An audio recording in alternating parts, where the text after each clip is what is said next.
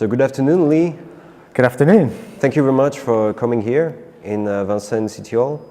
How does it feel to be heading the jury of the next festival in Vincennes? It's really quite an honour, to be honest. I guess the festival in Vincennes is probably the biggest amateur photography festival in France at the minute. And I'm still very much an amateur photographer myself, and I guess I've probably reached what you would class as the peak of amateurism. Still work full-time as an accountant and have done throughout my photographic journey. So to be asked to be the president of the festival is a huge, huge honour, and to be able to impart some of my experience and some of the journey that I've taken over the years is going to be great to give back a little bit to some people just starting out maybe. And is it something new for you? Yeah, I mean this is the first time I've been asked to do anything like this at all. It's the first time I've been asked to kind of judge a contest. First time I've been asked to be head up the competition as well. So you were aware of the theme. You were aware of the theme of the contest, Homo Sapiens 2019. Mm-hmm. Doesn't it ring any bell to you? Yeah, I think I was probably asked because my photographs, my portfolio, I guess, really epitomizes the genre of the competition. How did you start to photograph homeless people?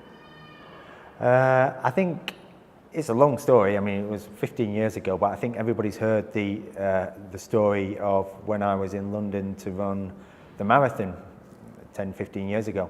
And I thought I'd try my hand the day before the race at street photography. So I did. I got my amateur camera at the time and a big long lens, and I went out onto the streets of London and I tried to do street photography.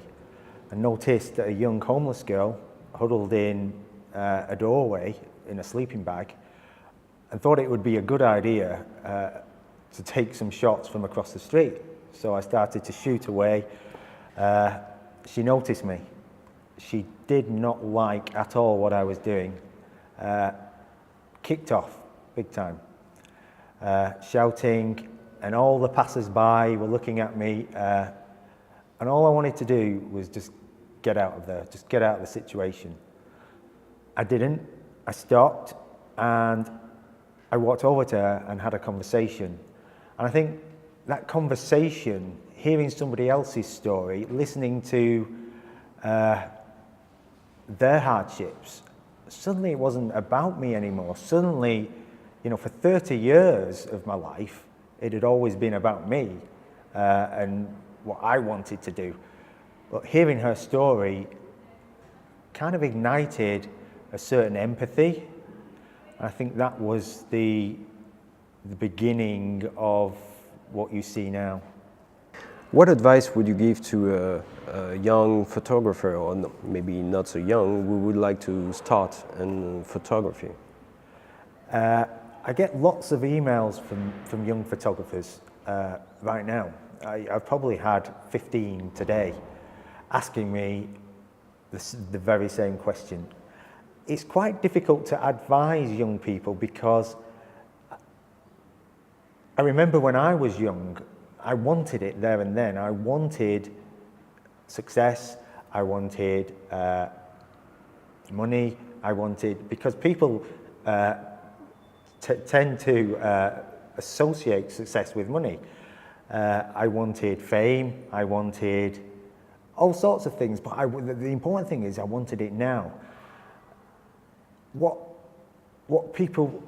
young people fail to see, and when you're first starting out in photography is a journey. It's something that's not going to happen immediately. It didn't happen to me immediately. I've slowly grown as a photographer, as my presence on Instagram has slowly grown, and my internet presence, and I've slowly grown as a person. The advice I would give to any young amateur photographer is to accept that pace. Don't try to move too fast before your experience allows you to. Your images will improve with experience, with trial and error, with trying things out for yourself. So I think that's the biggest thing. Don't be impatient. That's a wise advice. And yourself, how did you learn photography? It goes back to the previous question, really. I learned photography on the fly. It was a question of having the balls to get out of a car in LA, in some of the worst areas that you could imagine, and walk around the community. So that was the first thing. That was the confronting your fear. So I think that's really important, to be able to confront something that you've not done before and just try and do it. So it kind of built the photography skills, and the photography journey was built on an experience which I'd learned things from, and then a further experience which I'd learned and gained things from, and it's a curve, and that curve has taken 10 years to get to where I am at the minute. So regarding your work on the homeless people, has your approach become different regarding your experience? Yeah, I mean, the reason, I think it's important to actually mention the reason why I actually go out and take pictures of homeless people. It's not to take a photograph. That's not the reason why I go out and do what I do.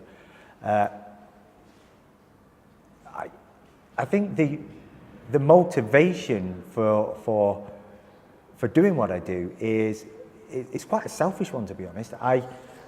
I tended to go out on the street to alleviate my own sense of loneliness. So somehow being with like-minded people who also, have that same emotion, suddenly I wasn't lonely anymore. It was an antidote to those feelings. And the more I did it, the more relationships I created, the less alone I felt. To the point where I was going out making relationships just purely to make the relationship. When I first started, the photograph was the objective. Now the photograph has become a final piece of an emotional journey. I guess it's my way, it's the act of saying goodbye to a relationship that could never be long-term, purely based on the circumstances of the way we find ourselves in our lives. I've got my life. I can't wave a magic wand and change their lives and take them out of homelessness. So that relationship, whilst it develops, somehow has to end. And I think artistically and emotionally, I end it with the photograph experience. Thank you very much, Lee. See you in May. Thank you. Thank you.